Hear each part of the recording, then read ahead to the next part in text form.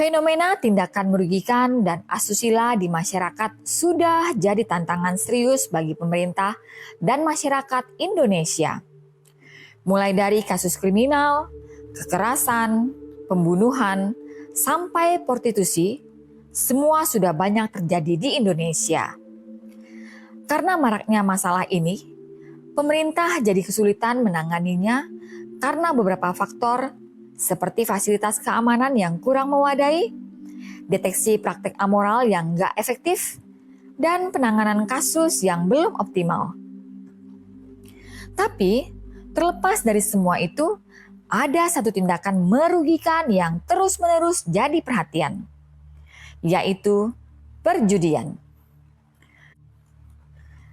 Perjudian itu mempertaruhkan sejumlah uang atau harta dalam permainan yang berbasis keberuntungan dengan tujuan mendapatkan keuntungan lebih besar. Contohnya seperti judi kartu, taruhan bola, dan yang lagi booming belakangan ini adalah judi online.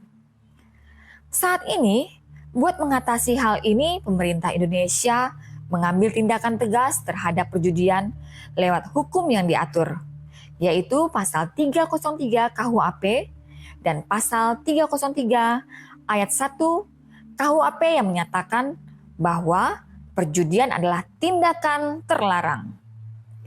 Tapi, meskipun ada undang-undang ini, masyarakat Indonesia masih sering melakukan perjudian ilegal, apalagi yang mudah diakses dan kurang diawasi pemerintah.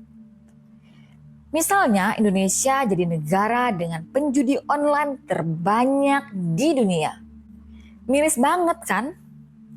Karena kurangnya kontrol dari pemerintah, perjudian tanpa pengawasan jadi mudah diakses yang memicu masalah lain seperti kekerasan rumah tangga, penipuan, dan prostitusi.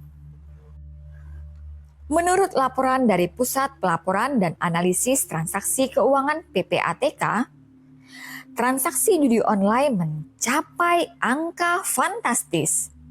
Selama tahun 2023, tercatat ada 168 juta transaksi judi online di dalam negeri, dengan total perputaran uang mencapai 327 triliun rupiah.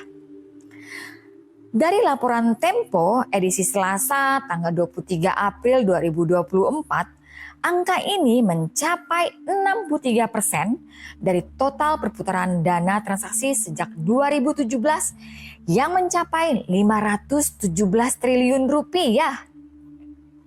Dampak dari judi online ini bukan cuma dari sisi ekonomi, tapi juga dampak sosial yang signifikan. Masyarakat biasanya melakukan deposit dengan nilai sekitar Rp100.000 yang menandakan bahwa perjudian online telah merambah ke berbagai lapisan masyarakat, terutama yang kurang mampu secara finansial. Pemerintah Indonesia sudah mengambil langkah untuk menangani masalah ini.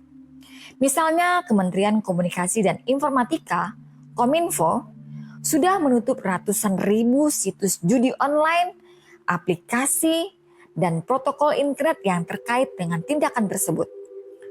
Sampai Januari 2024, lebih dari 1,4 juta situs dan konten judi online telah ditutup oleh pemerintah.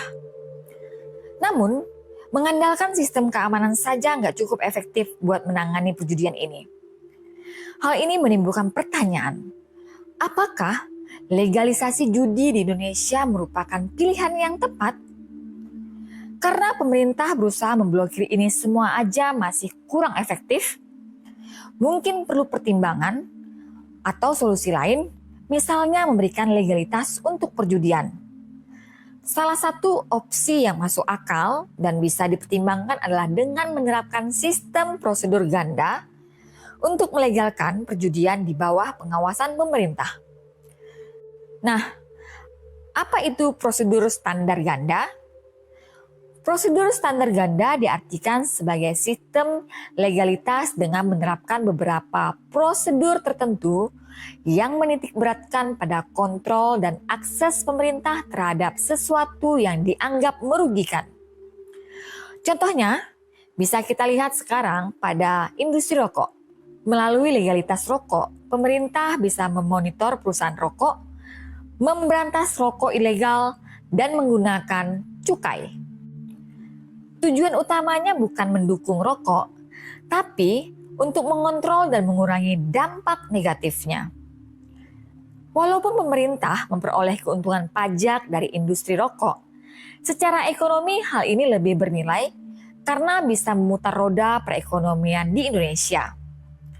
Misalnya, pajak dari rokok bisa digunakan untuk membangun rumah sakit, sekolah, dan lain-lain. Sebaliknya, kalau rokok nggak dilegalkan, perputaran uang menjadi nggak teratur dan bisa menciptakan kejahatan lainnya seperti narkoba yang nggak jelas perputaran uangnya. Makanya, lebih baik kalau diputarkan di industri rokok karena selain diawasi oleh pemerintah juga bisa mendapatkan keuntungan. Hal yang sama bisa diterapkan pada perjudian dengan tujuan yang sama, yaitu kontrol, pengawasan yang lebih efektif, dan keuntungan dari perputaran ekonomi. Dari riset beberapa negara seperti Amerika, Jepang, dan Korea Selatan telah berhasil menerapkan prosedur standar ganda pada perjudian. Pemerintah mereka mengontrol dan mengawasi aktivitas perjudian dengan regulasi yang sangat ketat. Kalau kita lihat dari faktor legalitas dan prosedur ganda, judi bisa sesuatu yang menguntungkan dan bisa meningkatkan ekonomi suatu negara, terutama di Indonesia. Contohnya Monaco, salah satu negara yang melegalkan judi, tapi dengan prosedur standar ganda. Pemerintah mereka punya akses dan kontrol terhadap perjudian yang membantu menjadikan Monaco sebagai salah satu negara terkaya di dunia dengan sebagian besar pendapatan mereka dari perjudian. Bayangkan kalau hal ini diterapkan di Indonesia. Indonesia punya banyak penggemar judi. Dari pajaknya saja, judi memiliki potensi pajak yang besar, bahkan mengalahkan pajak dari barang atau jasa lainnya. Namun pasti ada pertimbangan lain, karena jika judi dilegalkan, di Indonesia pasti akan menghadapi masalah besar lainnya. Jika kita bicara tentang legalisasi perjudian, pasti nggak jauh dari kesetujuan masyarakat Indonesia.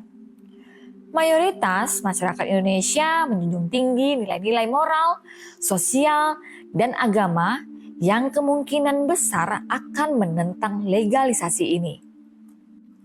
Banyak umat muslim di Indonesia menganggap perjudian sebagai sesuatu yang haram, yang dapat memicu gerakan sosial berbasis moralitas untuk menentang legalisasi perjudian seperti demo. Masyarakat mungkin melihat langkah ini sebagai upaya pemerintah untuk mendapatkan keuntungan finansial yang bisa mengurangi kepercayaan mereka terhadap pemerintah, dengan anggapan bahwa ujung-ujungnya hanya untuk korupsi. Jadi, pemerintah harus memahami pola pikir negatif dalam masyarakat dan mempertimbangkan dengan matang setiap prosedur yang diterapkan. Pemerintah perlu berpikir jernih dan hati-hati sebelum memutuskan apakah perjudian akan dilegalkan atau tidak. Karena kekhawatiran adalah legalisasi judi bisa membuat orang kelas menengah dan bawah semakin kecanduan dan meningkatkan angka kriminalitas. Namun jika kita melihat potensi positif dari legalisasi judi, judi yang legal bisa membantu mengurangi judi ilegal yang tidak terkendali. Dengan regulasi yang jelas, pemerintah bisa mengawasi dan mengatur aktivitas perjudian sehingga tidak ada kejahatan terkait judi ilegal.